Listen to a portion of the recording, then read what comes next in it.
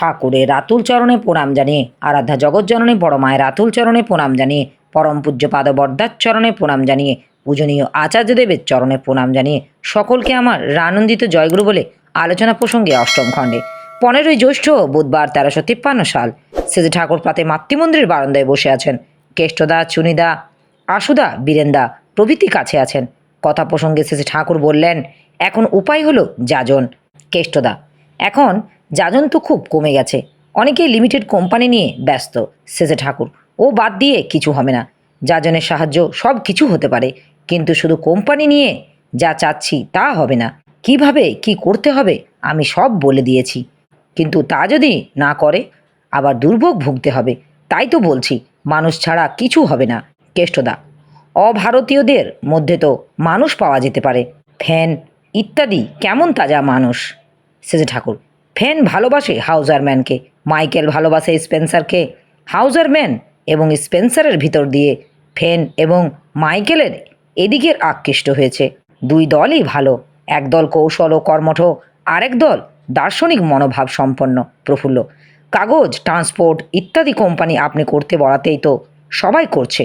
শ্রী ঠাকুর, আমি যেভাবে করতে বলেছি সেভাবে করলে যাজন আরও ঠেলে উঠত। যাজন ছেড়ে খুঁজলে কাজ, কাজ পাওয়াতে পরে বাজ। যা পেতে চায় তা পেতে হবে মানুষের ভিতর দিয়ে। যাজনে মানুষ দীক্ষিত হয়, দীক্ষিত হলে সত্তা দিয়ে অন্তরাশী হয়, তখন কোম্পানি সহজেই ভেসে ওঠে। শরৎ কর্মকার, গত সপ্তাহে কলকাতা একটা সৎসঙ্গ অধিবেশনে আমি যাজন ইষ্টবিধি সম্বন্ধে আলোচনা করি। তাতে পরে কয়েকজন মন্তব্য করেন, এসব তো পুরানো কথা। শ্রী ঠাকুর জোরের সঙ্গে বললেন, এই পুরোনো বাদ দিয়ে নতুন যা কিছু করতে যাবে তার একটাও হবে না। সুধাংশু মৈত্র আসলেন।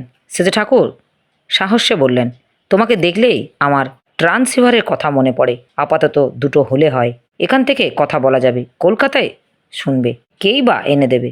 যতই শুনি ততই লোভ হয়। সুধাংশুদা সংগ্রহের চেষ্টায় যেতে চাইলেন। শ্রী ঠাকুর তাতে বললেন, তোমার রোগ আছে কিন্তু মাংসপেশি নেই।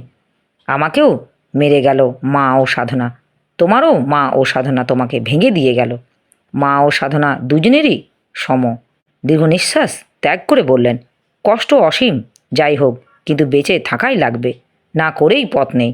আমাদের থাকার মধ্যে দিয়ে যদি নিস্তার পথ করে যাওয়া যায়, আমরা যেমন পতিত হয়েছি তার, তবে বুঝলাম স্রষ্টার কাজ কিছু করেই গেলাম, আন্তরিক চেষ্টার ত্রুটি করলাম না। একটু পরে সুধাংশুদা সেখান থেকে উঠে বাড়ির ভিতর গেলেন এবং মুকুলকে সঙ্গে নিয়ে এসে ঠাকুরের কাছে আসলেন। মুকুলের গায়ে একটা সুন্দর লাল জামা পরা। আস্তে আস্তে সুধাংশুদা বললেন, দাদুকে দেখাবে চলো। শেষে ঠাকুর একগাল হেসে আদরে আহ্লাদের সুরে বললেন, রানী চলল কোণে। 2.5 বছরের মেয়ে মুকুল দাদুর আদরের সাড়া না দিয়ে মুখখানি নিচু করে আছে। শেষে ঠাকুর আবার সোহাগ করে বললেন, রানী একেবারে বকুল রানী হয়ে গেছে। এইবার মুকুল হেসে ফেলল। বিকালে শেষে ঠাকুর খেপুদার বারান্দায় বসে আছেন। কাছে আছেন পঞ্চানন্দা, প্রমোদদা, মণিদা, লাটিমদা প্রভৃতি। পঞ্চানন্দা, আপনার কাছে যখন শুনি তখন মনে হয় কথাগুলি খুব সোজা, কিন্তু দুদিন পরে দেখি মনে থাকে না। শেষে ঠাকুর, ওরকম হয়, শোনা কওয়া করার সঙ্গে সামঞ্জস্য না থাকলে পরে তাল ঠিক থাকে না। এক কথায় 25 বার 25 রকমের বলা যায়, কিন্তু করা না থাকলে প্রত্যেকটা রকম রকম মনে হয়, করা থাকলে বোঝা যায় একই কথা। মণিদাকে বললেন, আমাদের কলেজ যদি আসিস তবে প্রফেসরি করার সঙ্গে সঙ্গে আইসিএস থেকে আরম্ভ করে বিজ্ঞান পাঠ্যটা পরপর পড়ে ফেলবি। তুই তো পড়তে খুব ভালোবাসিস। রোদটা পড়তে এসেছে ঠাকুর ওখান থেকে মাতৃমন্দিরের উত্তর দিকে বকুলতলায় এসে একখানি বেঞ্চিতে বসলেন। গরমের দিন, বিকালের দিকে দলে দলে লোক এসে জড়ো হতে লাগলো। শরৎ কর্মকারদা ও টাটানগরের এক দাদা কথাবার্তা বলছেন। শরৎদা, সংসারে আসক্তি আমাদের এমন করে পেয়ে বসে কেন? শেষে ঠাকুর ললিত মধুর কণ্ঠে আবৃত্ত করলেন, দৈবহস্যা গুণময়ী মম মায়া দূরত্বয়া মামেব যে প্রপদান্তে মায়ামেতাম তরন্তিতে। পরে চুম্বকে সহজ করে বললেন, যার চাওয়াটা কেবল আমার উপর, যার মায়া কেবল আমার উপর, সেই মায়ের হাত থেকে ত্রাণ পায়। নিজের কোনো স্বার্থের জন্য তাকে চাইলে হবে না। স্বার্থ তিনি, সম্পদও তিনি। সব খোয়াতেই রাজি থাকব, কিন্তু তাকে কিছুতেই খোয়াবো না। এমন হলে স্বার্থ সংকীর্ণতা তাকে বেঁধে রাখবে কি করে? একটু পরেই আপেক্ষিক সুরে বললেন, মানুষই নেই, তাই লাখ লাখ লোক রয়েছে, অথচ 300 ঋত্বিক মেলে না। প্রফুল্ল, তুমি তো বাড়িতে থেকে কাজ করতে পারতে। সেজে ঠাকুর, বাড়ি থেকে করবে কি? নিরাশি নির্মম না হলে এই কাজ করা যায় না। অল্প সংখ্যক উপযুক্ত লোক পেলে তাদের দিয়েও দেশের দশের জন্য অনেক কিছু করা যায়। উপযুক্ত লোকেরই অভাব। আমাদের দেশের ন্যূন যারা, তাদের কাছেই আমরা যাই, তাই কাজের লোক পাই না। খানিকটা পরে এসেছে ঠাকুর আশ্রমের সামনে বাঁধের কাছে এসে বসলেন। সূর্য তখন ডোবে ডোবে একটা কোমল লালচে আভা এসে পড়েছে এসেছে ঠাকুরের চোখে মুখে, স্নেহোচ্ছল উদার বক্ষে। তার উজ্জ্বল গৌরকান্তি আরও মধুর ও মনোলোভা হয়ে উঠেছে।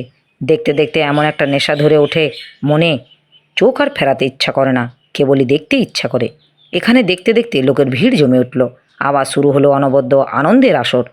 উচ্চের প্রতি অবজ্ঞাবোধ সম্বন্ধে কথা উঠল। শেষে ঠাকুর বললেন, এর মূলে আছে হীনত্ববোধ।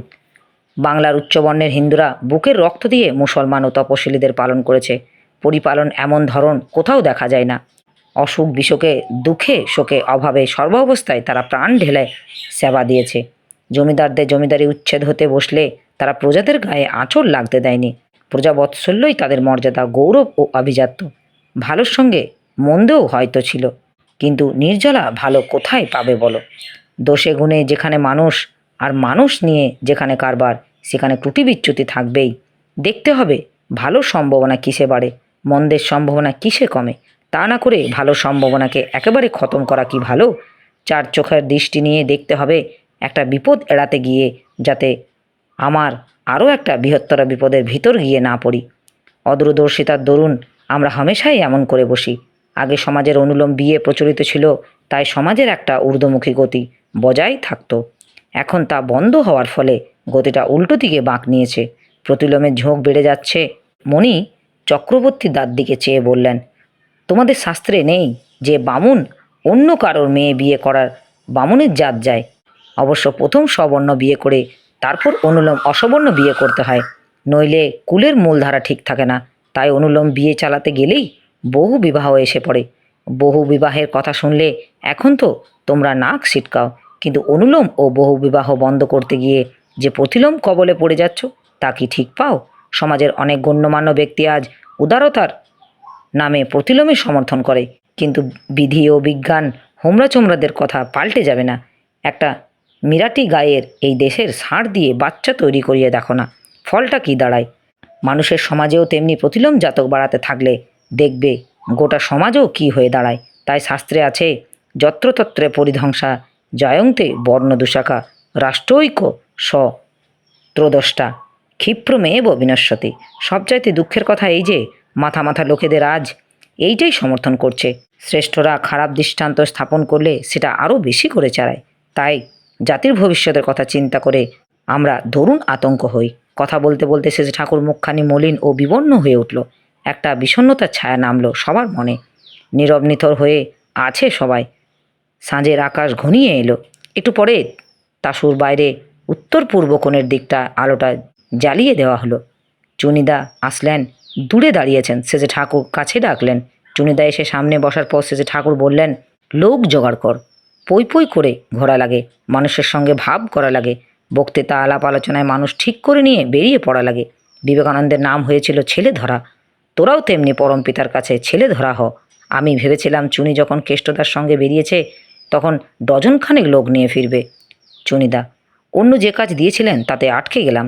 শেষে ঠাকুর, অপ্রধানটা হলো প্রধান, গৌণটা হলো মুখ্য। গুটি পোকার মতো নিজের জালে আটকে গেলি, অযথা কুম্ভিপাক সৃষ্টি করে নিলি। কথাটা কি জানিস? খুব খাটতে হয়, খাটুনিটাই হবে আরামের। বিশ্রাম নেবার মনোভাব অলস আকুতির লক্ষণ। তাতে বোঝা যায় উদ্দেশ্যর স্থিরতার অভাব আছে। মমতা মধুর কণ্ঠে ঘাড় নেড়ে আস্তে আস্তে বুঝিয়ে বুঝিয়ে বললেন, যাতে মনে ব্যথা না লাগে অথচ সংকল্পও বুঝ গজিয়ে ওঠে। পরে আবার বলছেন, তুমি ভোরে উঠতে পারো না, এটা কিন্তু ঠিক নয়। সব জিনিসের একটা পারম্পর্য আছে। ভোরে ওঠার সঙ্গে কাজও উৎসাহর আরও একটা সম্পর্ক আছে। দিনটা বেড়ে যায় ওতে। ভোরে ওঠে প্রাতকৃত্য ও নাম ধ্যানাদি করার পর দিনের কাজে একটা ছক এঁকে নিতে হয়, আর পরিকল্পনা অনুযায়ী কাঁটায় কাঁটায় সেগুলি করতে হয়। রাত্রে শোবার সময় ভেবে দেখতে হয় ছকমতো কাজগুলি হাসিল করার ব্যাপারে চলা বলা করায় কোথায় কি ত্রুটি হলো, এগুলি ধরে ধরে শোধরাতে হয়। এঁটে বেঁধে লাগলে ত্রুটিগুলি সারাতে বেশি দিন লাগে না। তাই ভোর 4টের সময় ওঠার অভ্যাস করা লাগে। কেষ্টদা এসে বসলেন। তিনি কথা প্রসঙ্গে একজন কর্মীর সম্বন্ধে বললেন, সে জেলে বাঁচবার চেষ্টায় যা যা করা লাগে করেছে সেজে ঠাকুর। ওখানেই তো 4 আনা জেলে গেছে। যে ব্যাপারে যখন বিহিত করণীয় যা তা যারা না করে তাদের দুর্ভোগের অন্ত থাকে না। অভ্যাস যাদের খারাপ তারা মানুষ ভালো হলেও কষ্ট এড়াতে পারে না। একটু পরেই সেজে ঠাকুর কেষ্টদাকে বললেন, আমি যে বঙ্গমগধ পূর্বাসনের কথা বলেছিলাম তা মনে আছে তো? কেষ্টদা আজ্ঞে হাঁ। এরপর শেষে ঠাকুর বললেন, তোরা ওঠ তো, আমি একটু কেষ্টদার সঙ্গে কথা কই। সবাই চলে গেলেন। আমার এই আলোচনা প্রসঙ্গে কিছু ভুল ত্রুটি হয়ে থাকলে আপনারা আমায় ক্ষমা করবেন। উপস্থিত দাদা, ভাই, বোন, মায়েদের আমার আনন্দিত